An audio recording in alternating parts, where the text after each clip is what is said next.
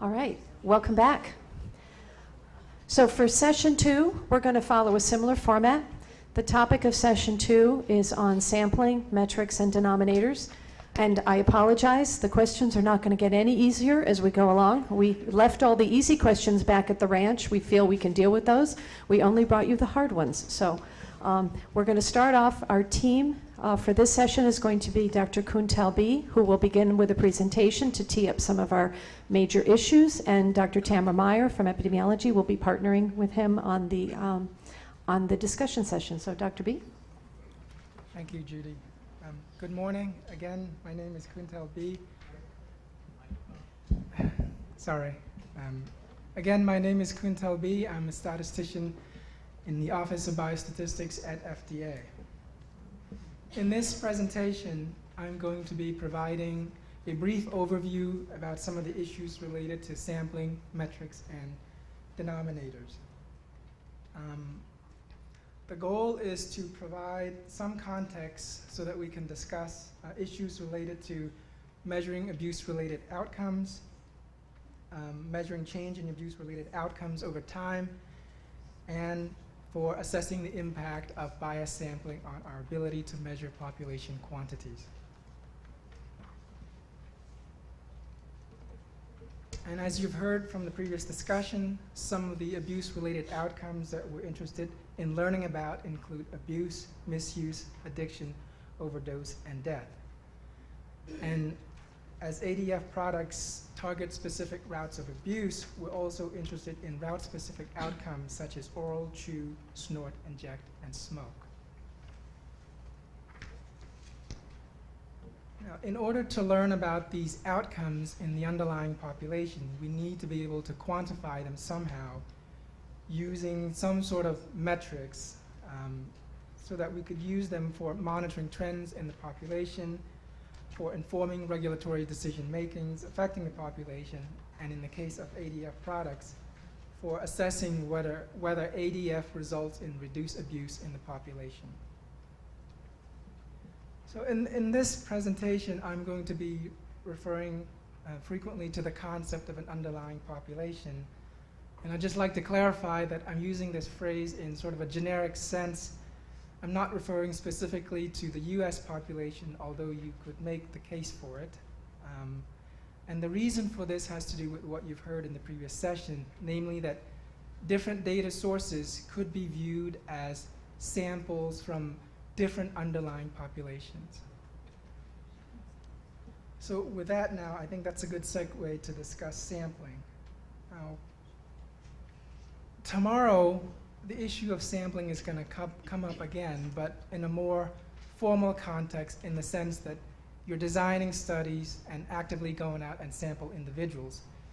Here, the sampling that I'm referring to is less formal in the sense that you have surveillance systems that generate information on abuse only when individuals from the underlying population interact with the surveillance system.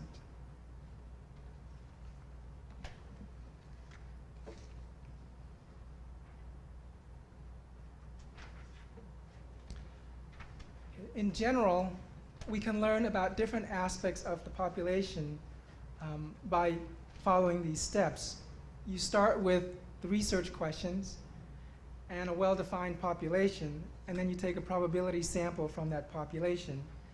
And then you ascertain outcomes or covariates from the individuals in your sample, and then you compute some outcome metrics based on the data in your sample, and then you make statements about the underlying population.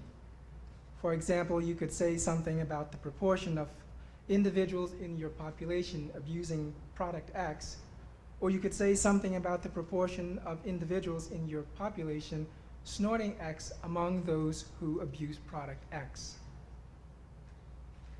Now, some of the national population surveys follow these general principles. On the other hand, some of the current data sources do not adhere to these principles. For example, poison control center data or treatment center data, these data arise out of a non-probability sampling scheme, and the selection process for these data are never observable and therefore are not quantifiable. And the data that we get, they're often referred to as numerator-only data. And other characterizations of such data include case-only data or spontaneous data. So when you have these data, one of the issues that come up is what's the underlying population that generate these data? Consider, for example, treatment center data. It's been suggested that inference based on this data cannot be generalized to the US population. Statistically, this is just another way of saying that the underlying population is not the US. You could make the case that it's some subset of the US population, but then you run into the trouble of how do we characterize this subset? Now, we find it conceptually useful to characterize this subset as consisting of individuals that are at high risk of substance use disorder. So that is helpful to some degree, but we're still left with the problem of what was the sampling scheme or the underlying selection process that gave rise to treatment center data? And because of that, we find it very difficult to make statements about the underlying population. For example, it's not clear that the proportion snorting X in your sample estimates the proportion snorting X in your population.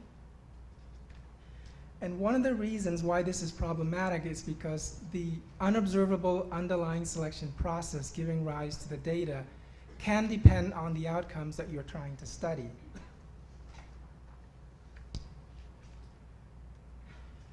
For example, the underlying selection process that drives individuals to get treated for substance abuse may sample injectors of product X at a higher rate than snorters of product X. Or it may sample abusers of product X at a higher rate than abusers of a different product, say Z. And I'd just like to emphasize that the selection process is not the goal of inference. However, we really need it if we are to say something about the underlying population.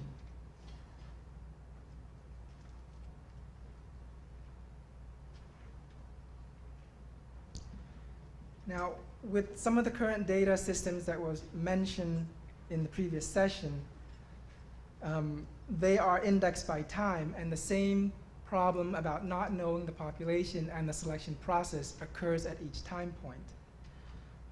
With temporal data, there is this hope that you could say something about change without fussing over the selection process. For example, is the change in the proportion abusing X in your sample estimating the change in the proportion abusing X in your population? And the answer to this depends on several things. It depends on the metric that you use to measure the abuse-related outcomes.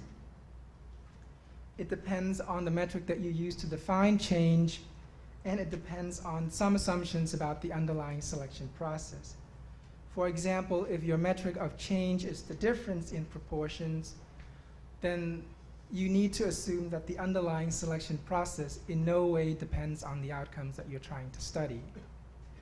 If the metric of change is the ratio of proportions, then you could relax that assumption a little bit, meaning that you could allow the selection process to depend on the outcome that you're trying to study, but you're required to make sure that that dependence remains fixed over time. And I'd like to emphasize that these assumptions, they're not verifiable, and they are unknown unless you conduct a separate study capable of learning about them. So I've mentioned metrics a little bit in my discussion on sampling. So I'll go into a little bit more detail on the metrics and denominators that we've been considering at FDA.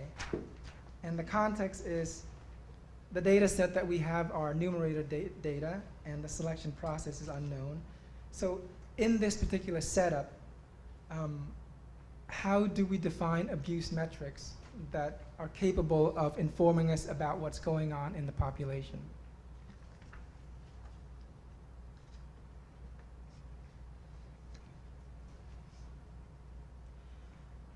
So for the overall abuse outcomes, one of the metrics that we've considered are the following. Abuse of product X as a proportion of the number of individuals that were surveyed, the number of individuals that were surveyed who indicate abuse of any opioid analgesics, the number of individuals who call poison centers, the number of individuals who call poison centers with exposures to opioid analgesics. And we've even considered the denominator that consists of census population within the catchment area of the surveillance system. Now, for route-specific outcomes,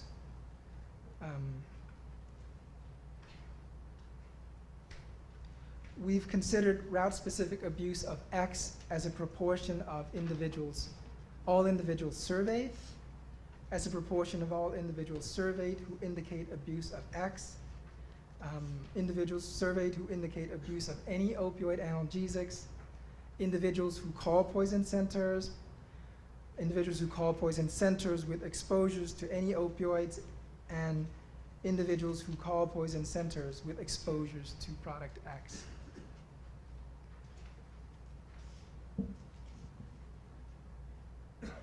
And as noted in our issues paper, we know that the number of abuse of X depends on the availability of product X in the market.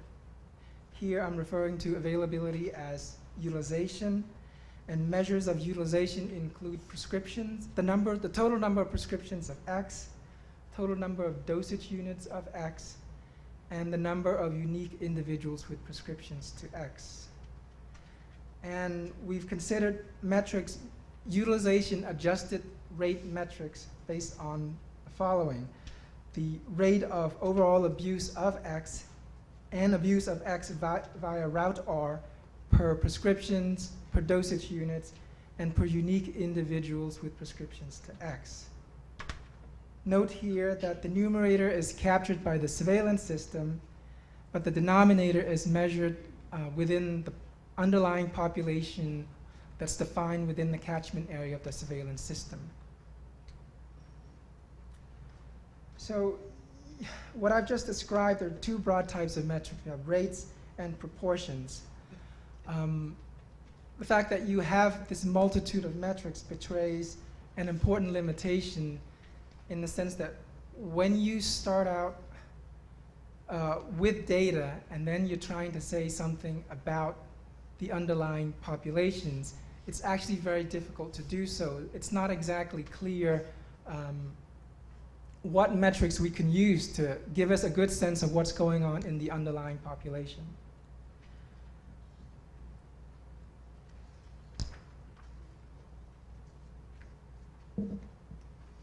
Now, this one is a weird one. In the case of treatment center data, it's been suggested to us that when we're computing proportions, that it's important to adjust for utilization in the population.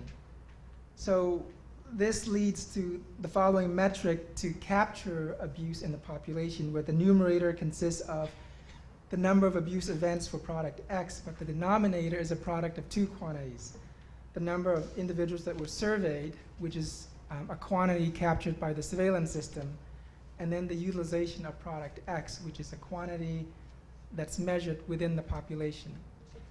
So it's not really clear how to interpret this quantity or this metric. Is this a proportion adjusting for utilization, or is this a rate adjusting for the number surveyed? And does adjusting really mean taking two numbers and just multiplying them and putting them in the denominator? Okay, so what I've just described, rates and proportions, they're absolute quantities measured at each time point. Change as a metric is another important quantity that is essential when we're trying to evaluate whether ADF results in reduced abuse in the population. We measure change by first measuring, computing a pre-period metric where the pre-period is defined as a period in which the product was marketed without ADF, and then we compute the same quantity, the same metric, in the post-period, which is a period defined where the product was marketed with ADF, and then we measure change by either taking the difference or the ratio of the metrics that you've measured at each time point. So I'd like to note that for some products, they're never marketed without ADF, so they come into the market with ADF. So for those products, change is an ill-defined quantity, but I'd like to note that we're still interested in the effect of ADF. So while change is an important quantity to consider, there are some issues that we need to think about. And one of the big issues that come up in computing change is, as I've just described, where we compute a pre-period metric and a post-period metric, is what's the ideal length of the pre and the post-period. When you have a long pre-period, you sort of get more information on what's going on before the reformulation. But you run into the trouble where your pre-period underlying population structure is potentially different than the post-period underlying population structure. When you have a long post-period, you get more information on the long-term impact of ADF, but you run into the same trouble, which is the post-period population structure might be very different than the pre-period population structure. And again, when you have both long pre and post periods, you also run into trouble of the selection process that gives rise to your data. They may be changing over time, and it might be more difficult to deal with that process as well. And that's the end of the presentation. So I would now like to begin the discussion session for session 2.